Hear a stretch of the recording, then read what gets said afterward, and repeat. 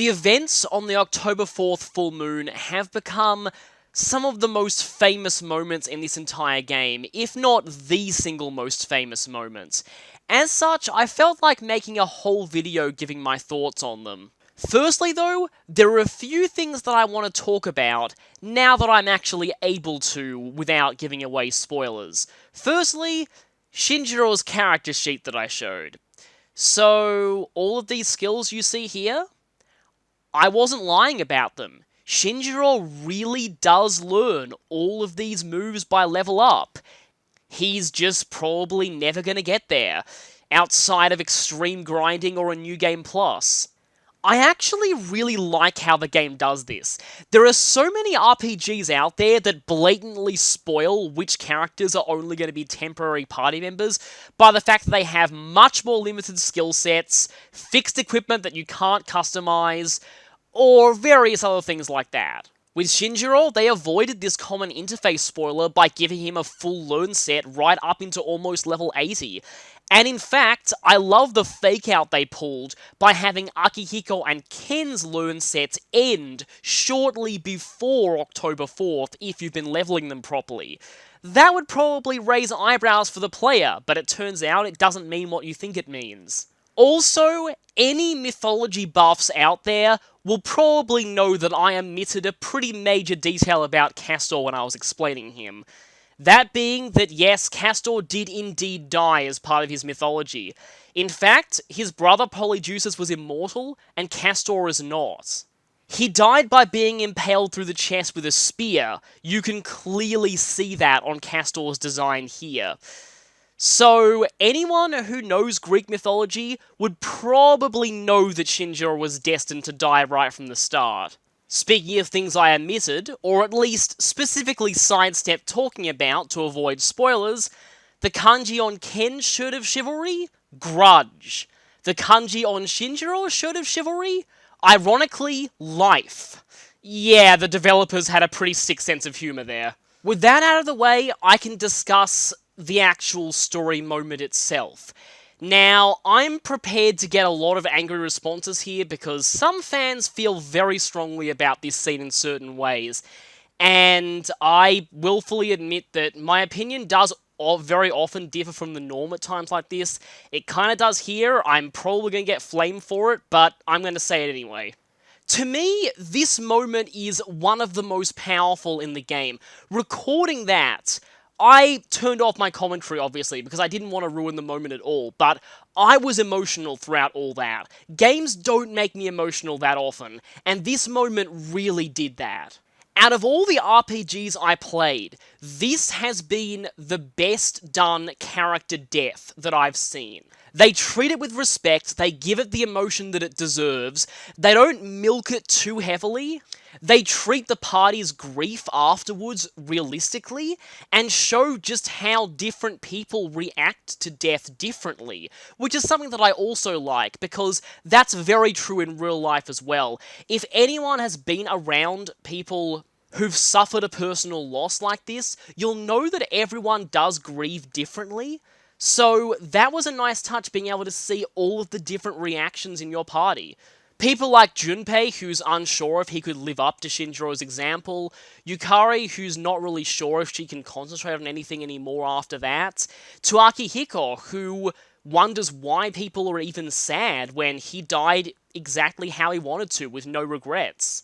And just the way that Shinjiro did decide to go out was very moving to me. The fact that he would sacrifice himself to save someone who openly hated him, and in doing so prompted a change of heart in that person. It just feels really noble to me. As a plot device, there are several things that Shinjiro's death does.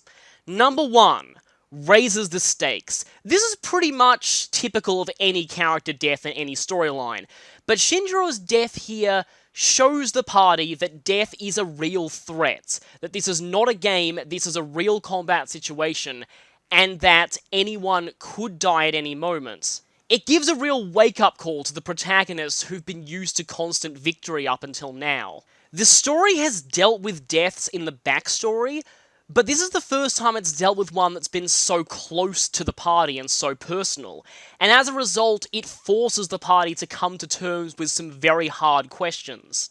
And for the party to know what it feels like to lose someone that close to you. How we cope with death and loss is a big theme of this game. This is where we really start seeing just how the party is going to relate to that theme. We've already seen it in Ken's past. He coped the wrong way, and that led him down a very dark path. I'll be talking about that later. Number 2 is that Shinjiro's death gave Akihiko and Ken a much needed wake-up call for their characters. Both of these two had a lot of negative aspects to their character that they hadn't quite gotten over yet, and in both cases, those were so deeply ingrained in them that they really needed a big, shocking wake-up call to finally realize that they needed to grow up. You've seen how both of them dealt with it and how they both awakened to new personas as a result. The third function this serves in the plot is to make you hate Takaya, and also to establish Strager as a real threat. Before, Strager never really did anything particularly drastic. I mean, the worst they did was kidnap Junpei, but that was done by their least insane member, who at this point seems to have been slowly reforming. So, they had to hit you in the face with, yes, Strager, your villains of the piece are in fact a threat. The fourth thing it does is somewhat outside of the plot and more of a thematic thing. It forces the player to, by proxy, come to terms with the death of a close friend. As I've said, how we deal with personal loss is a big theme of this game. To the developers, a lot of teenagers haven't learned to treat death with respect, at least in their opinion. Naturally though, deaths of young people like Shinjiro do happen in the real world. It's tragic, but it is a fact of life. You cannot predict when something like this will happen, and you can't predict who it will happen to. Shinjiro's death is in a way a virtual example of this, and in a lot of ways the game treats this quite realistically.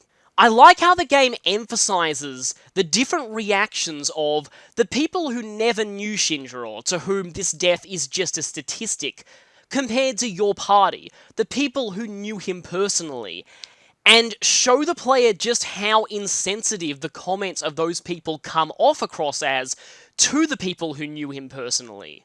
Hopefully this teaches players, especially young teenagers to whom the game is targeted in Japan, a good lesson. You may not have personally known someone who passed away recently, but if you're in contact with people who did know them personally, make sure you show empathy for them. Understand just how different the situation is for them who actually knew the person who passed. In summary, I feel this is a very emotionally powerful moment that has a lot of deep resonance that many games tend to miss. However, some sects of the fandom, their reaction to this event was probably not what the developers intended, and a discussion of October 4th would not be complete without addressing this issue. As a quick summary, what we're supposed to get out of October 4th was that Shinjiro chose to die with no regrets. He sacrificed himself to save Ken, and if we're meant to hate anyone in this situation, it's Takaya. However, to a lot of the fan base, this is what October 4th is. Ken murdered Shinjiro in cold blood and deserves to die for it. I know this is a bit of an exaggeration, and this is probably only what a vast minority of the fandom thinks, but these people can get very vocal. These fans place all the blame for October 4th on Ken, and act like this whole situation is no different than if Ken had personally killed him himself. It is the main reason why Ken is one of the most disliked characters in this game. And here's the thing, I totally agree that the way Ken acts towards Shinjiro right before Takaya enters the scene, and even mostly after, right up until he actually gets his realization when Shinjiro actually dies, All of that is not meant to be likable at all. You are meant to dislike Ken for that attitude. That's completely intentional. What these people don't realize is that even Ken himself comes to dislike that attitude, and he grows out of it. And that's in some ways the whole point of the scene. Ken has a harsh wake-up call. His hatred of Shinjiro, he has to come to terms with the fact that that was wrong, that he was just lying to himself, he was running away, he was coping with his mother's death, it was all a coping mechanism, but he handled it completely the wrong way, and it almost led to complete disaster. But Shinjiro did save him at the last moments, and that is what he uses to turn his life around and realize, I don't want to live in hatred anymore. I'm going to get rid of the old me who I hate at this point, and live a new life. So many fans miss that. So many fans see Ken as a remorseless murderer who can never be forgiven for what he did. And while it is in some ways kind of true that that situation would not have happened if Ken hadn't drawn Shinjiro there, I think it's really unfair to blame Ken for Shinjiro's death. It was Takaya who fired the shot that killed him. And Shinjiro himself was basically the one who instigated his own death. He wanted to die with meaning since he was dying anyway.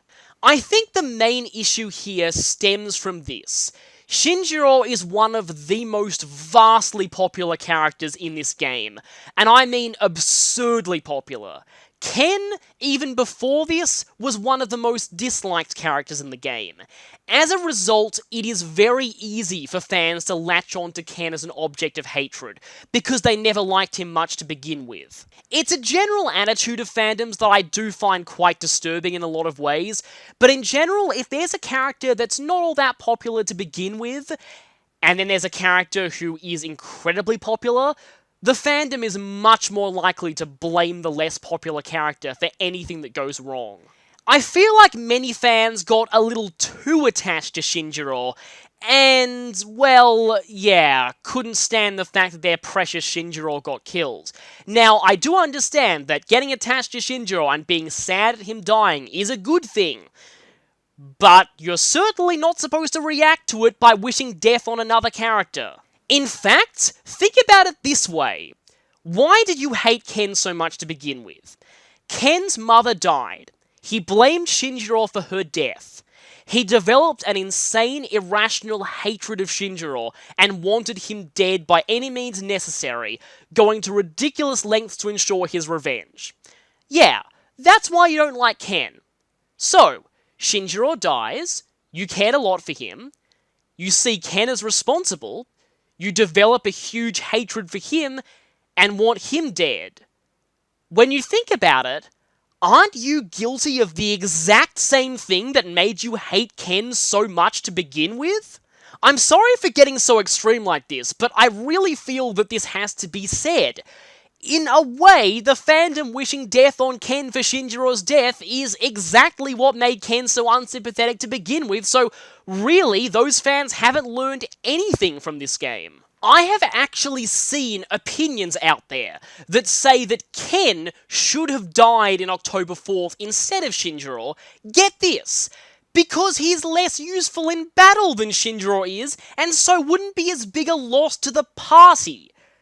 I'm sorry, but do you have any idea how horrible that sounds? Even putting that aside, killing off Ken right then on October 4th, when he's at his most unsympathetic, that would totally ruin the impact.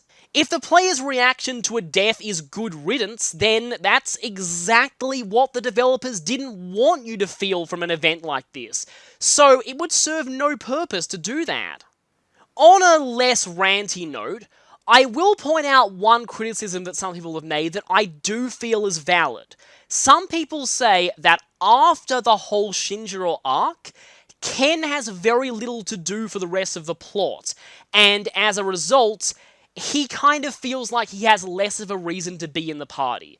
Now that is a criticism of the story that I understand, and that in some ways I can agree with. That is valid, and does make a lot of sense. It's not a reason to wish that Ken was dead, but still, it is a valid criticism. This, and I'm sure it's just a minority of the fandom who feels this way, but this reaction to October 4th in some ways sums up just how hard it is to kill off characters successfully in any plotline. You've got two extremes. The first is a lot of the deaths in Fire Emblem Fates, where they kill off a character without making the player get attached to them at all. They just suddenly kill them off out of nowhere, and the player's like, huh, that happened, we barely even got to know that person, why are we supposed to care? However, the opposite is just as dangerous. Here, you've got a case where fans got too attached to the character who was doomed to die.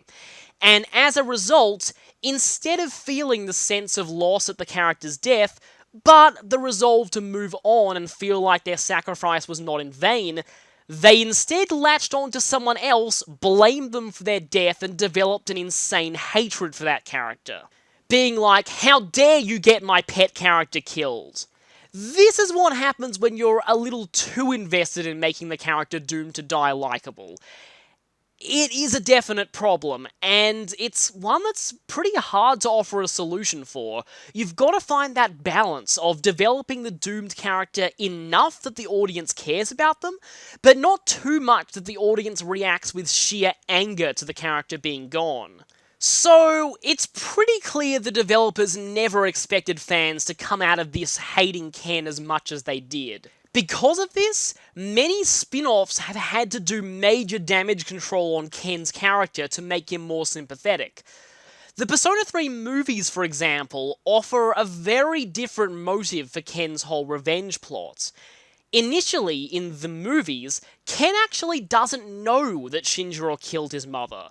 Ken actually starts out idolizing Shinjiro. He doesn't actually find out until almost immediately before October 4th, and so his actions that night are more out of a sense of betrayal by his idol, rather than a long, planned revenge plot. Persona Q gave Ken a lot of interactions with other characters, specifically forming an interesting surrogate younger brother relationship with Kanji, and pretty tragically, over the events of Persona Q, Ken actually considers giving up revenge against Shinjiro, but the end of that game erases everyone's memories, so, yeah, canon still happens. In Persona 4 Arena Ultimax, Ken appears as a playable character, now aged up a few years, and I personally feel that his story arc in that game is very well done, and I would highly recommend watching it for anyone who just wants to be kind of redeemed on Ken for a bit. I do feel like that they did handle his character quite well there. Something else notable about Ken in Ultimax, though, is that Shadow Ken, it's not really Ken's shadow, it's just a fake shadow that's made to look like him, but it acts as if it is his shadow. And Shadow Ken is one of the most terrifying shadow selves in that game by far. In a lot of ways, that makes sense given how dark emotions Ken had buried deep in himself in this game. Ken actually fights his shadow early on in the story mode, and Kanji and Naoto, who are both watching at the time, they don't realize that the shadows are fake, so they actually completely mistake it for someone actually genuinely facing their shadow, and in a lot of ways, it really is Ken's facing his shadow moments. That's also a very good scene. At this point, a lot of the fandom has turned around on Ken, at least slightly. Ultimax did redeem him a bit for them, as did Persona Q. It also helped that Persona Q made Ken's hammer skills a lot more useful. They are pretty much outright broken in that game. I find it really disappointing how, in fandoms for, it's not just this game, multiple RPGs, Fire Emblem's a big one too, fans tend to look more harshly on characters' personality if they're not useful in combat. So anyway, let's move away from the subject of Ken for a bit, and let's talk about a few other things about October 4th that I want to mention. Specifically, these all relate to the PSP remake of this game, namely the female protagonist's route. I was obliged to bring this up at some point, but the PSP version lets you save Shinjiro, but only on the female protagonist route. Here's how it works. Shinjiro is the moon social link for the female protagonist, And naturally, he is on a very strict time limit to max it. You start the link in about September, yeah, you've pretty much only got 1 month. It's also a nighttime social link. Shinjiro's link does work like Devil, however, where you don't need any points to go up to the next rank. It doesn't matter what options you say, any time you spend time with him will always get you a rank up, and you don't need a matching persona ever. Once you get the link to rank 9, Shinjiro will mention that he lost a pocket watch. By going to the police station, you can retrieve this pocket watch from Officer Kurosawa, who, weirdly enough, has the same voice actor as Shinjiro, making this kind of ironic, but anyway. Giving that back to Shinjiro will cause him to survive the gunshot that would normally kill him during October 4th, in the kind of classic movie pocket protector way. However, so as not to break the plot, he still goes into a coma for the rest of the entire game. So sadly, this will not let you keep using him as a party member. They really didn't want to record more dialogue for him, so yeah. To preserve the plot, he goes into a coma. Because of this, Akihiko's speech that he gives on October the 5th is actually mostly the same. He delivers it over Shinjiro's comatose body in the hospital rather than at his funeral. And, like I said, it's mostly exactly the same, including his persona evolution. The main thing that changes is, instead of saying, "and now you're gone too," he says this line, focusing more on, "and now you've ended up like this." Now, I'm pretty sure you don't have to romance Shinjiro to do this, you just have to max out the link. Like I've said before, but I should probably reiterate this, in order to start Shinjiro's romance, you actually have to spend time with him again after already hitting rank 10, despite the game telling you that your bond can't possibly get any stronger. Trollolololol. The main reason for this, though, is Shinjiro deliberately wants to avoid getting into a romantic relationship because he knows that he's dying, and so he doesn't want to cause anyone any pain like that. So you have to really force the issue in order to start his romance. The romance of Shinjiro and the female protagonist is by far her most popular option, and I would pretty much agree. In fact, they're practically canon in the stage play adaptation. Yes, Persona 3 does have a stage play adaptation in Japan. There's actually 2 versions, one for male, one for female. The female very heavily leans towards Shinjiro romantically. October 4th also plays into another social link in the game, that's Akihiko's. I've mentioned this before, but the female protagonist's social link with Akihiko will freeze at a certain rank. It won't be able to continue until after October 4th. If you try and spend time with him before that, you get a message saying something like, Akihiko needs to be more mature before your relationship can progress. This makes Akihiko one of the most annoying social links in the game for the female protagonist, because it starts very early, but you can't finish it until very late, and especially if you're going for the romance, because setting that up requires you to select a very specific option in one of the earlier ranks that won't pay off until rank 9. And, yeah, so if you reach rank 9 and realize you missed something, you're gonna have to reload a long way back. And with that, that ends my discussion of this moment, October 4th. It's a date that is always remembered in the fandom, in some ways probably for all the wrong reasons, though I think those fans are in the minority. Anyway, this is a big turning point in this game's story, so I'll see you next time when it continues.